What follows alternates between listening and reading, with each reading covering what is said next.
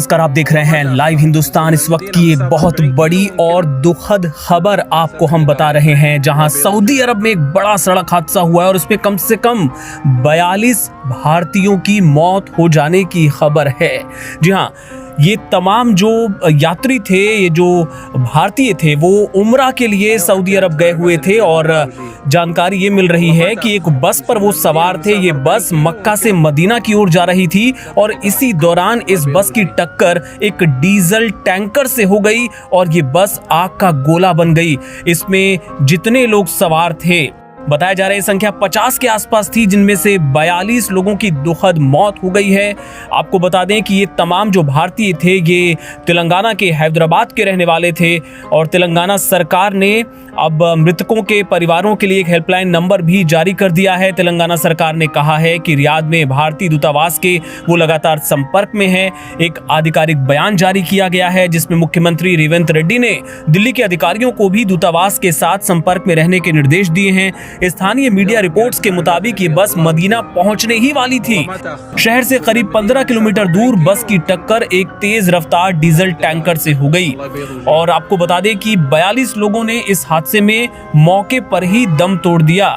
इस दौरान ये खबर जब हैदराबाद पहुंची, तेलंगाना पहुंची, तो हड़कंप मच गया और हैदराबाद के जो सांसद हैं ओवैसी, उन्होंने भी केंद्र सरकार से दरख्वास्त की है कि मृतकों की पहचान और उनके शवों को भारत लाने के लिए तत्काल एक्शन लिया जाए। उन्होंने रियाद में भारतीय दूतावास के deputy chief of mission Abu George से भी बातचीत की है और उन्होंने बताया कि पूरी जानकारी इकट्ठा करने और मृतकों की पहचान करने का भरोसा वहां से दिलाया गया है।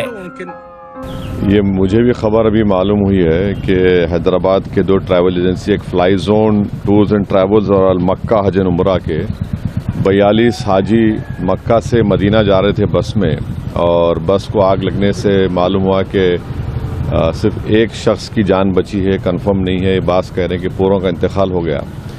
तो मैंने इंडियन एम्बेसी रियाद में जो DCM है अबू मैथन जॉर्ज साहब से मेरी बात हुई और उन्होंने मुझसे कहा कि कौंसल जनरल जिद्दा भी और वो ख़ुद इस पर मालूमात हासिल कर रहे हैं और जो भी ज़रूरी कार्रवाई करना है वो करेंगे।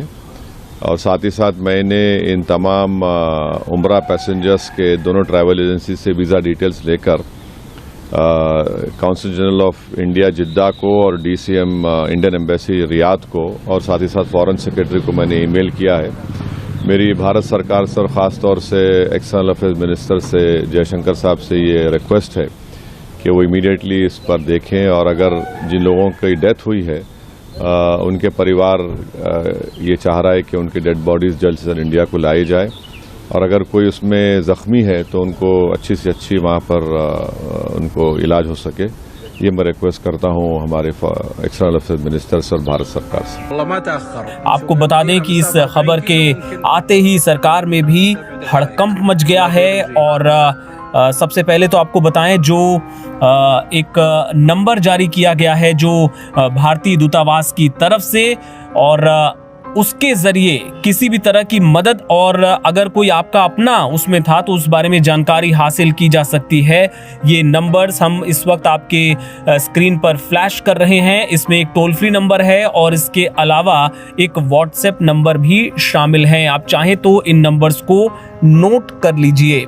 इसके अलावा आपको बताएं कि विदेश मंत्री डॉक्टर एस जयशंकर ने भी ट्वीट किया है। उन्होंने कहा कि बहुत ही ये दुखद हादसा हुआ है सऊदी अरब में और जो हमारी एम्बेसी है, जो दूतावास है रियाद में और जेद्दा में, वो लगातार भारतीयों की और उनसे जुड़े परिवारों की मदद कर रहा है और मैं शोक व्यक्त करता हूँ, संवेदना व्यक्त करता हूँ उन परिवारों के प्रति जो इस हादसे में मारे गए हैं और दुआ करता हूँ कि जो घायल हैं वो जल्द से जल्द स्वस्थ हो जाएं।